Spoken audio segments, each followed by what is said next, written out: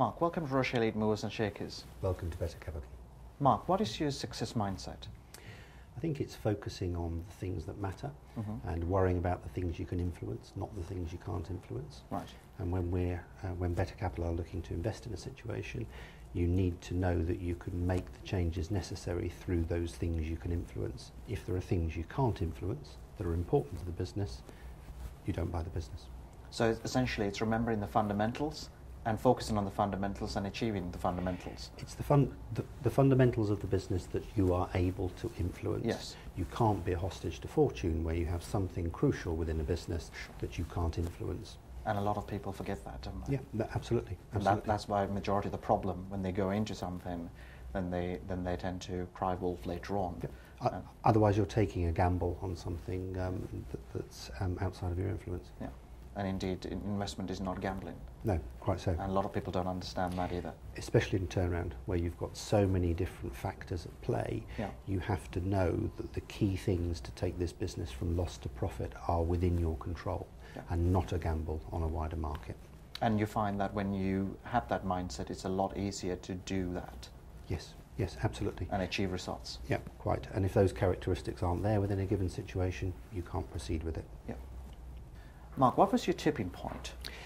I've worked in, since qualifying as an accountant, worked in large organisations all of my career. And I'd always advised businesses and people involved in businesses that were in distress very often. My tipping point really was the move into Better Capital, where you're removed from the constraints of a large structure, a large bureaucracy, and you're focusing 100% of your time on exactly what you're good at and what you want to do. So within this business now, everybody here spends all of their time doing what they're good at, which is why we're so productive and have been so successful in the first 2 years of our existence, going from start-up to the most active private equity investor over a 2-year period. And that is very impressive. And we literally started, John and I started the business with the pair of us raising funds with who was at that time a temporary PA in a rented office. And we've built the brand and we've built the business over that period and now raised a second fund which closed just after Christmas this year.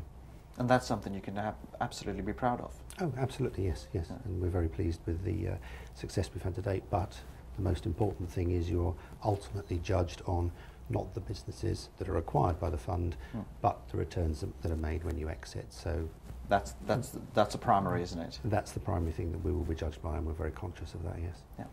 Mark, how did you overcome the most challenging time in your personal life and in your business life? I think starting with business, as I mentioned a moment ago, starting Better Capital from a complete start-up to where it is now was quite a challenge, although a challenge I relished and very exciting opportunity. So I think I'd classify that as my biggest business challenge. Probably the biggest personal challenge I face is 3 kids in different places and herding cats at the weekend when I'm seeing them. But apart from that, in terms of personal life, I don't think I've had huge challenges. Mark, what do you forecast the trend line in your sector to be? Well, as Better Capital, we're not sector specific. Right. The fund has invested across a number of different industries. So the opportunities that come to the business really are driven by the general economy. I think as you look forward, it's hard to see why the world will get much better in the next 3 to 5 years. On the contrary, you can see lots of reasons why there's risk, and the opposite might be true. But clearly, Better Capital as a fund invests in distress situations, so therefore one would expect to see more and more opportunities. You will inevitably see more businesses going to the wall and not being saved. I think probably at this point in time we're not seeing enough insolvencies.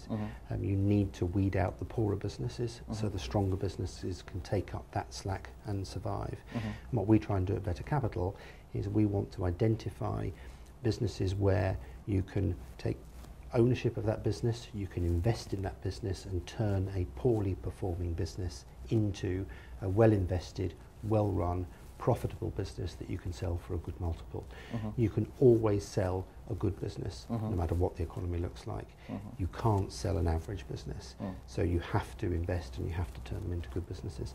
So for us looking forward, we believe there will be enough opportunities for Better Capital's second fund, which has just been raised, to be invested over the next year or so. And that's really what's crucial, isn't it? Because as you said, one of the key points that I took from what you said was that there's always good figures or good, shall we say, price for a very good business, and as opposed to an average or poor performing business. But you have to invest to create that good business. Indeed. So what we're looking for is a business in financial difficulty where within there somewhere is a good business waiting to get out. We want to capture that good business, invest in it, and return it to profit. Yeah. And do you look at the key people, or do you put your team in to on the turnaround proposition wise? It's a mix. Typically, our operating team will go in and be part of the business in the early days. Right. We'll work with incumbent management, supplement incumbent management. But the reality is, if a business is underperforming, you have to make fundamental change in order to improve it. Yeah. So you have to be brave and make those difficult decisions. Key thing is, though, you have to invest. Yeah. Do people, i.e. the founders, do they understand that they're going to make this a better business or a great business by making those changes and listening to your management team? Or is there a lot of resistance to it? It's difficult in that situation, I think, for founders. Typically, when better capital are becoming involved, the business is in severe difficulty. It's quite plain it needs to be doing something different. Yeah. Very often, that's changing the capital structure and providing the investment it needs. Mark, what is your opinion as far as the economic upturn is concerned? I think you can see many reasons to be pessimistic rather than optimistic, but I think in any situation there are always winners and losers, and it's just picking the right ones. I think you do have this changing dynamic of more manufacturing coming back to the UK, and if you're prepared to invest in those manufacturing businesses, you can capture that output. Gardner Aerospace, for instance, that the fund has acquired, a significant amount of money has been invested in that business, creating world-class manufacturing facilities. 2 existing facilities have been improved, some poor facilities have been folded into those improved facilities, and the fund's just spent nearly £10 million on a brand new factory. We'll put new machine tools into that factory and then consolidate further the production, so that you end up with a situation where you've got world-class facilities with new machine tools operating as efficiently as it's possible to operate. That attracts additional business from the customers, which in that case are primarily Airbus. But you've got to be prepared to invest. That's how you create wealth. So not only do you invest as far as the capital investment side, you obviously invest your, shall we say, management team and the structures in place so that it actually delivers results. Yes, you've got to have the management expertise to understand how you deploy the capital in the most efficient way in order to gain an appropriate level of return, no question. And do you find that there's a tremendous amount of resistance as far as indeed the internal team as well as externally? In certain areas, the reality is when the fund becomes involved, the business is in such a precarious position that the need for change typically is very obvious. Yep. And what you tend to find, even if you look at the workforce, who you would assume would be resistant to redundancies and change, etc., most people want to earn an honest living. Yep. They're turning up for work every day, not knowing if the business is still going to be there. So if the fund acquires that business, yes, often there's going to be some casualties in terms of people going, but the remaining workforce see that you're investing significantly in it and securing a future for both the business and for them. That's the economic reality, and people aren't stupid. They can see that. In other words, and they come to welcome it. Yeah. In other words, they get the change for the better or die, essentially. Yep. So they get that. But you have to deliver the difficult message with the investment as well. You can't just deliver a difficult message and hope to squeeze something harder. You've got to put the effort in, and you've got to put the cash in to make it work.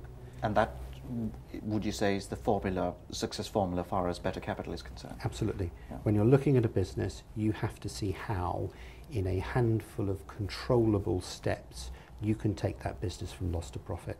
Those controllable steps are derived often from investment and from different management input, usually complementing the existing management. But the fund has to see how you take this business from loss to profit in those controllable steps.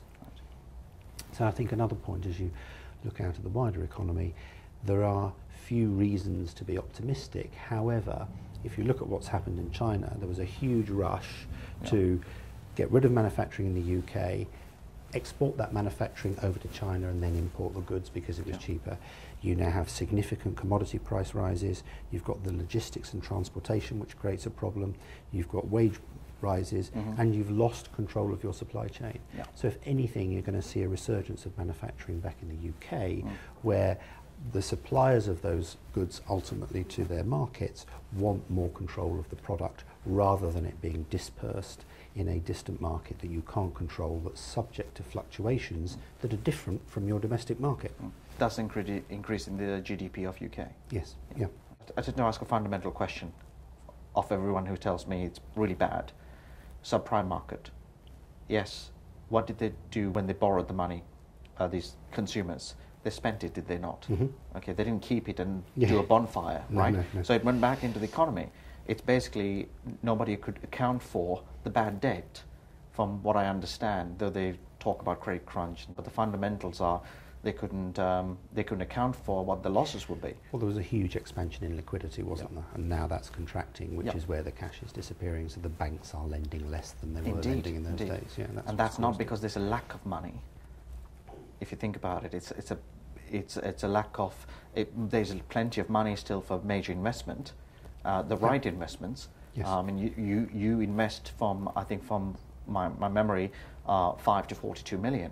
Yes. Is that right? Yes. Right. You wouldn't hesitate in doing 42 million, providing it's justified. In the right business, yeah. In the right business. If it's not justified, you wouldn't put a pound in. Is that right? Yeah, so of course, there's no liquidity crisis there. And you've got to be able to see how you make a return on that investment going into the business. Yeah. In the period some 5 years or so ago, a lot of private equity would acquire a business using debt and effectively sit on top of that business, servicing the debt from the business. I think the world's turned upside down now. Capital should be invested in companies to create wealth. You can't expect to extract wealth from it unless you've invested and created it within the business. Indeed. If you look at the different businesses Better Capital are involved in, all bar one of those businesses was bust. When the fund became involved, every one of those businesses was in profit the back end of last year. So if you apply the right type of management expertise and capital in the right place, you can turn fundamentally good businesses round that have entered a situation where they're in difficulty. Mark, what is your current focus? I think it splits into two really.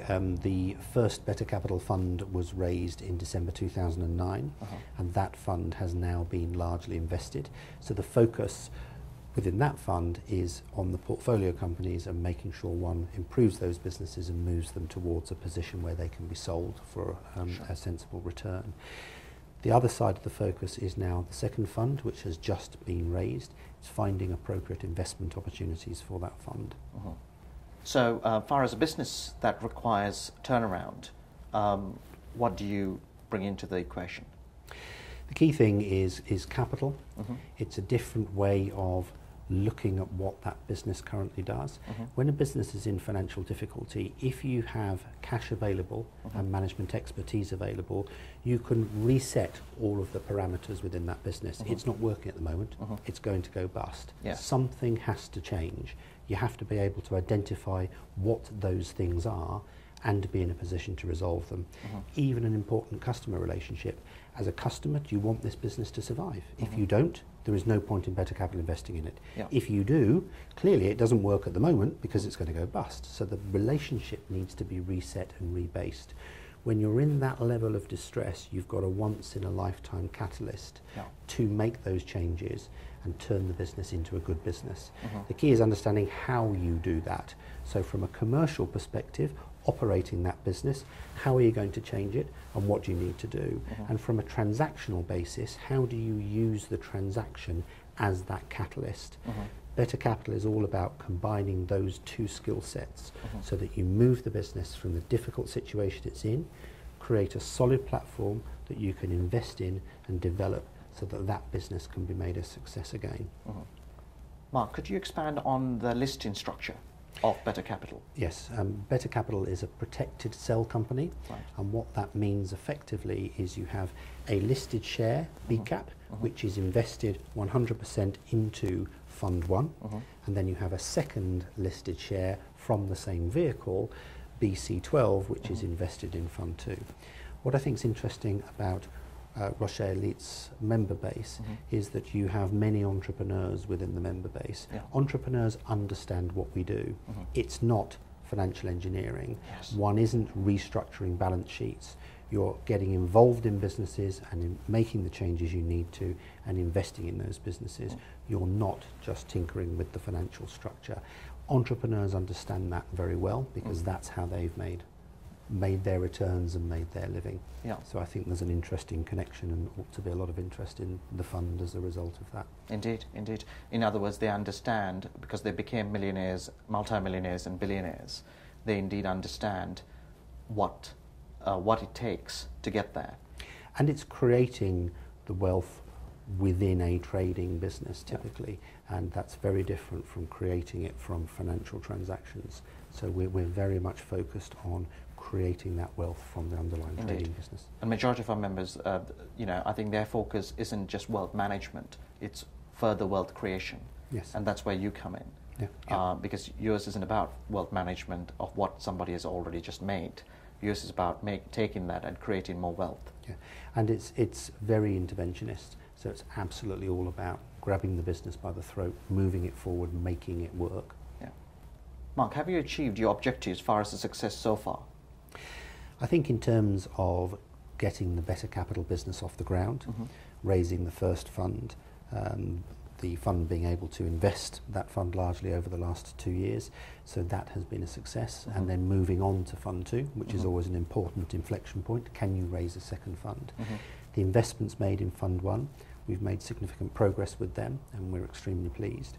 All of those investments are in profit at the end of last year.